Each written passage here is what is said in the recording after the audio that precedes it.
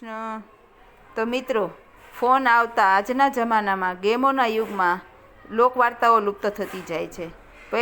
પહેલાંના જમાનામાં દાદીમાં છોકરાઓને સરસ મજાની વાર્તા સંભળાવતા. એમાંની છે આ એક વાર્તા. તો તમને મારી આ વાર્તા ગમે તો લાઈક કરો, શેર કરો, સબસ્ક્રાઈબ કરો.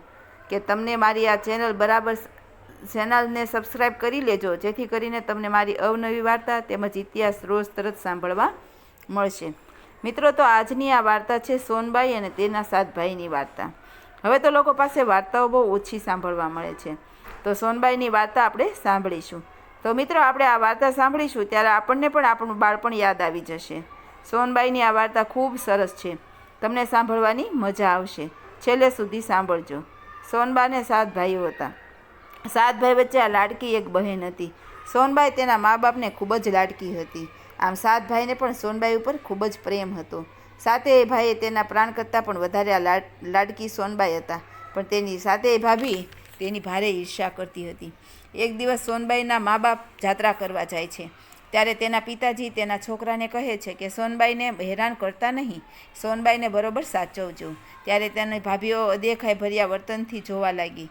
તેનો નાનો ભાઈ પણ મા બાપ સાથે જાત્રા કરવા જાય છે. આમ સોનબાઈ મેડીએ ચડીને એક દિવસ ઢીંગલી પોતીએ રમતા હતા. રમતા રમતા સોનબાઈના હાથમાંથી ઢીંગલીનું પોતિયું પડી ગયું. ત્યારે સોનબાઈ કહે છે, ભાભી, પોતિયું જરા આપી જાને.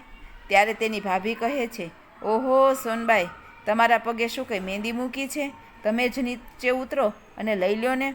આટલામાં તો સોનબાઈને મા બાપ યાદ આવે છે ને સોનબાઈ રડવા લાગ્યા. બીજા દિવસે 6 ભાઈઓ કામે ગયા. ત્યારે ભાભી બોલ્યા કે સોનબાઈ, આમ બેઠા બેઠા રોટલા ખાવા નહીં મળે, પાણી ભરી આવું.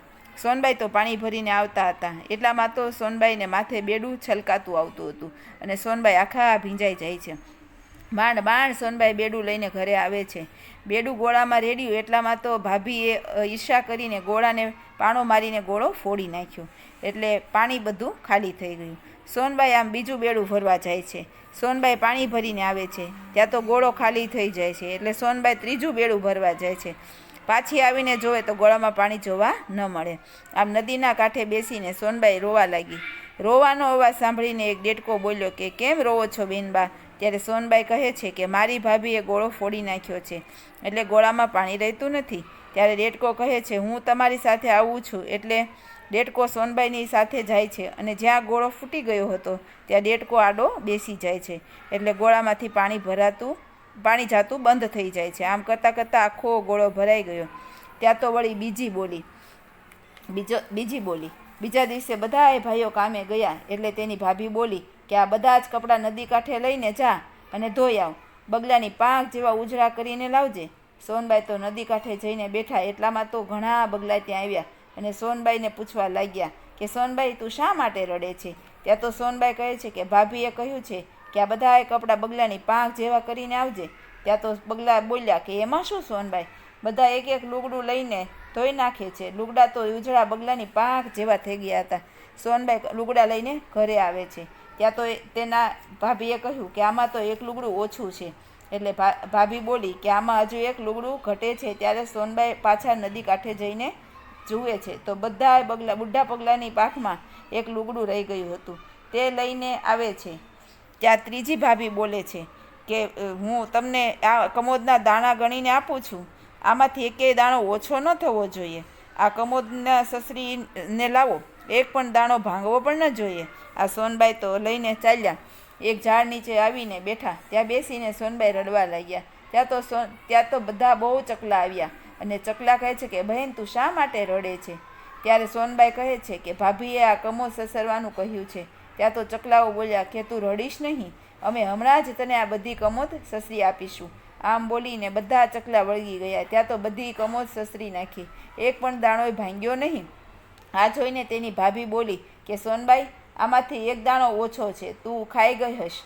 આમ સોનબાઈ પાછા ઝાડ પાસે જઈને અને ચકલાને વાત કરે છે. ત્યાં તો ચકલા બધા પોતપોતાની ચાંચને તપાસવા લાગ્યા. ત્યાં તો એક બુઢી ચકલીની ચાંચમાં એક દાણો રહી ગયો હતો. તે લઈને સોનબાઈ ઘરે આવે છે, ભાભીને આપે છે. આમ કરતાં કરતાં ચોથો દિવસ થયો. બધા ભાઈઓ કામે ગયા. એટલે તેની ભાભી બોલી કે તમે છે ને જંગલમાં જાઓ અને લાકડાનો ભારો લઈ આવો. કામે કાચે જતા રહ્યા. એટલે ચોથી ભાભીએ કહ્યું કે લાકડાનો ભારો જંગલમાંથી લઈને આવો અને દોરડું આપે નહીં. ત્યારે તેની ભાભી બોલી કે દોરડું મળશે નહીં, આ અહીંયા દોરડું કેવું? આમ વગડામાં જઈ લાકડા ભેગા કરી સોનબાઈ આંસુ સારવા લાગ્યા. ત્યાં તો એક મોટો સાપ આવ્યો.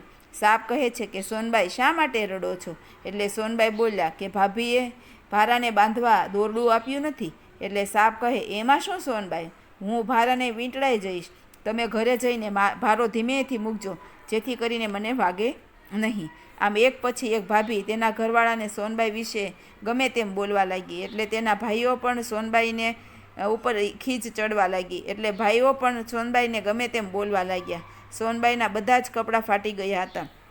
જો સોનબાઈ કપડાં માંગે તો ભાભી ખીજાતી હતી. એટલે સોનબાઈને ખૂબ જ દુઃખ લાગ્યું. આમ પાંચમી ભાભીએ સોનબાઈને એક ચૂંદડી આપી.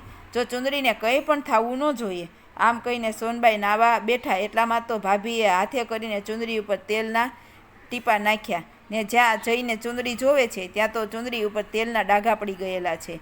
એટલે સોનબાઈ તો રોતા રોતા ભાભીને બધી વાત કરે છે.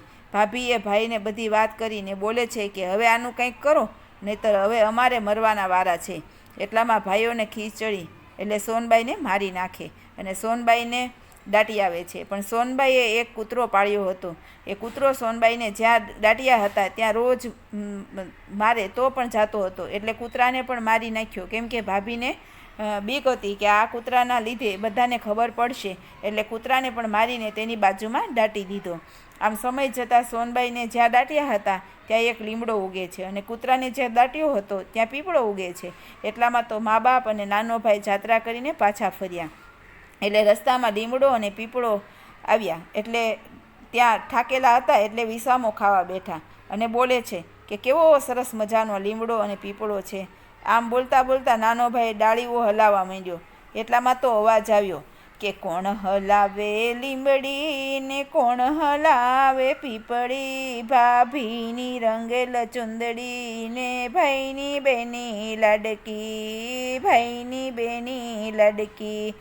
ત્યાં તો નાના ભાઈને લાગ્યું કે આ સોનબાઈના અવાજમાં જેવો જ અવાજ આવે છે. એટલે નાના ભાઈએ તો ત્યાં ખાડો ખોદે છે. એટલે લીમડાની નીચે ખોદ્યું કે સોનબાઈ નીકળ્યા અને પીપળાની નીચે ખોદે છે ત્યાં તો કૂતરો નીકળ્યો. ત્યાં તેના નાના ભાઈએ પોતાની એક જાંઘમાં સોનબાઈને સંતાડ્યા અને બીજા જાંઘમાં કૂતરાને સંતાડ્યો. આમ ઘરે આવીને જમવા બેઠા. એટલે તેના ભાઈએ કહ્યું કે સોનબાઈ ક્યાં ગયા છે? એટલે તેની ભાભી બોલી કે સોનબાઈ રમવા ગયા છે. એટલે ભાઈ કહે સોનબાઈને બોલાવો ને. એટલામાં તો ભાભી ગામમાંથી એક બાડી છોકરીને લઈ આવે છે. એટલે ભાઈ બોલ્યો કે સોનબાઈ આવા કેમ થઈ ગયા? એટલે ભાભીએ જવાબ આપ્યો કે આટલા વર્ષ થયા ત્યાં તો સોનબાઈ એકદમ બદલાઈ ગયા છે. ત્યાં તો નાના ભાઈએ સોનબાઈને બહાર કાઢી. આમ નાના ભાઈએ ભાભીને બધી વાત કરી અને તેણે કહ્યું કે બધી ભાભીઓના નાક, કાન અને ચોટલા કાપી ગધેડા ઉપર ઊંધા મોઢે બેસાડીને આખા ગામમાં ફેરવો. ત્યારે સોનબાઈ આડા ઊભા રહીને કહે છે ભાભીઓને કાંઈ નહીં કહેતા, તેને કાંઈ કહેશો તો મારા સમ છે. ત્યારે ભાભીઓ તો સોનબાઈના પગમાં પડે છે. આમ છએ ભાઈ પણ કામે ગયા હતા. ત્યાંથી આવીને શરમના માર્યા તેની માના ખોળામાં માથું રાખીને ખૂબ જ રડે છે અને સોનબાઈની માફી માંગે છે. આમ જોતામાં સોનબાઈ મોટા થયા અને સોનબાઈને સાસરે વળાવ્યા. આમ સોનબાઈ સાસરે સુખેથી રહેવા લાગ્યા.